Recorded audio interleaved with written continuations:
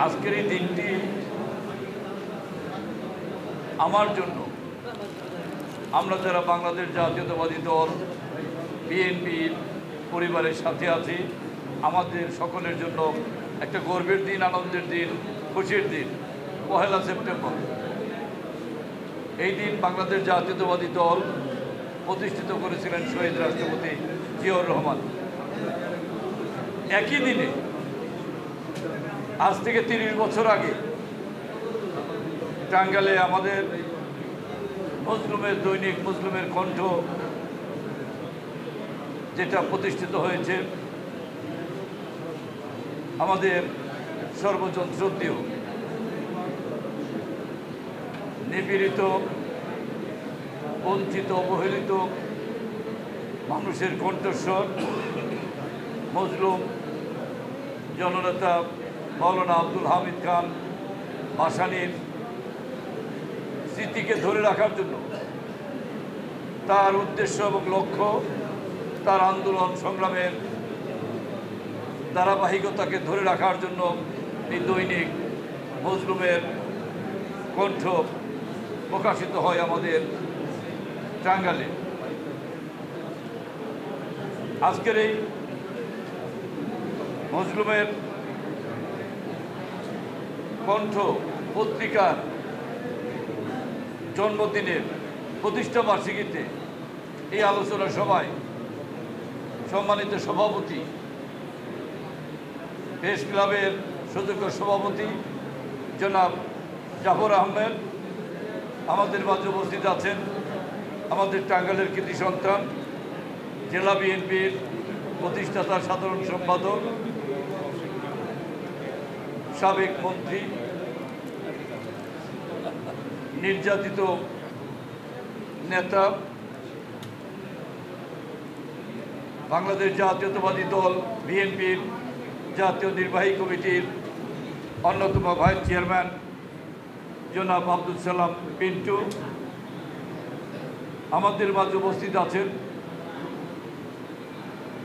টাঙ্গাইলের দীর্ঘদিন যিনি আন্দোলন সংগ্রামে নেতৃত্ব দিয়েছেন, বিএনপির নেতৃত্ব দিয়েছেন, বিএনপি পরিবারকে সংগঠিত করেছেন, ঐক্যবদ্ধভাবে বিএনপিকে শক্তিশালী করার জন্য দিন রাত পরিশ্রম করে বিএনপিকে টাঙ্গাইলে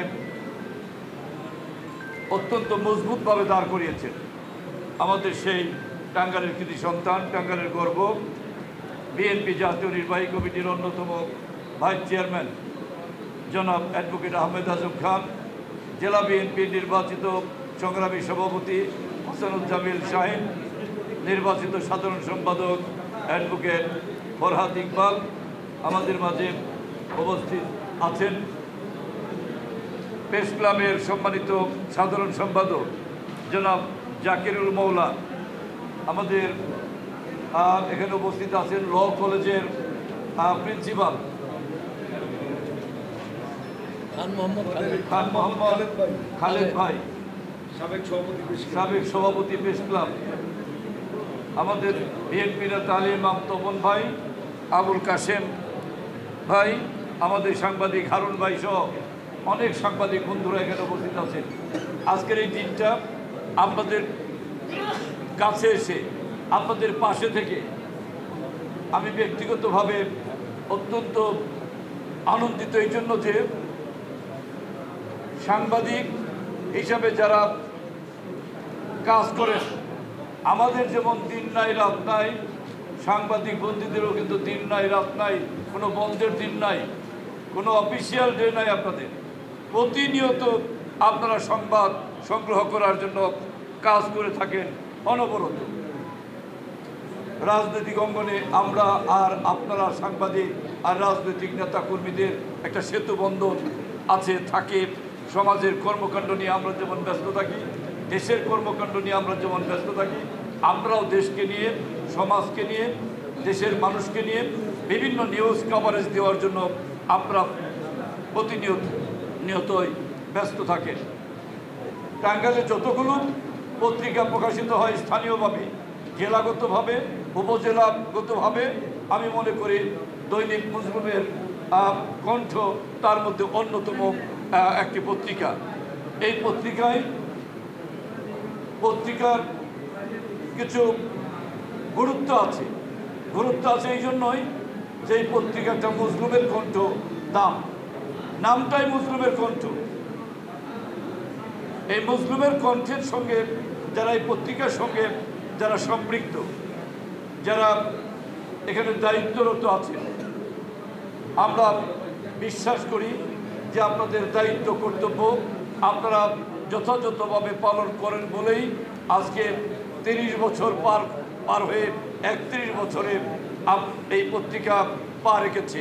এই 31 বছরের মাথায় আমরা আপনাদের সঙ্গে একত্র হয়ে আমরা দোয়া করি আপনাদের কর্মকাণ্ডের মধ্য দিয়ে এই পত্রিকা দিন দিন আরও বেশি প্রচারিত হোক, বেশি প্রকাশিত হোক। মানুষের মনে মজলুমের কণ্ঠ এই পত্রিকাটা মানুষের মন থেকে ভালোবাসা চলে আসুক। এই পত্রিকার গুরুত্ব, এই পত্রিকার সার্বিক যে তথ্য, এই পত্রিকার যে সারমর্ম, পত্রিকার যে নিউজ, এগুলো পড়ে মানুষ যেন আরেকটি পত্রিকার সঙ্গে আরেকটা নিউজের সঙ্গে একটু পার্থক্য খুঁজে পায় যে না, এই পত্রিকার একটি গুরুত্ব আলাদা। আমি এই পর্যায়ে আমার বক্তব্য আর দীর্ঘায়িত না করে এই পত্রিকার দৈনিক মজলুমের কণ্ঠ পত্রিকার সার্বিক সফলতা কামনা করে যারা এই পত্রিকার সঙ্গে আছেন আপনাদের সকলের সুন্দর জীবন কামনা করে প্রেস ক্লাবের সকল সাংবাদিক বন্ধুদের আমি আন্তরিক ধন্যবাদ এবং অভিনন্দন জানিয়ে আমার বক্তব্য শেষ করছি। আল্লাহ হাফেজ।